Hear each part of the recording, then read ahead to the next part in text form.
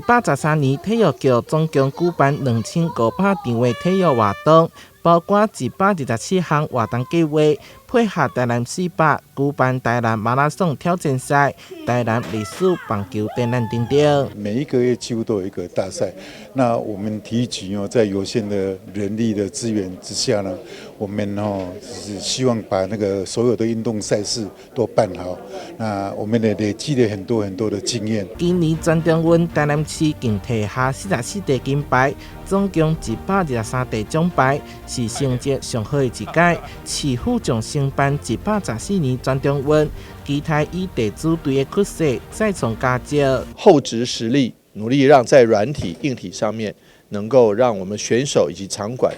都有更好的这个准备跟表现，那是我们努力的目标。那这中等学校运动会，我们要发挥这个33个场地我们现在已经都陆续都已经展开，然后已经都就绪了。市府积极推动体育政策，以基层选手培训、落实运动爱台湾2.0计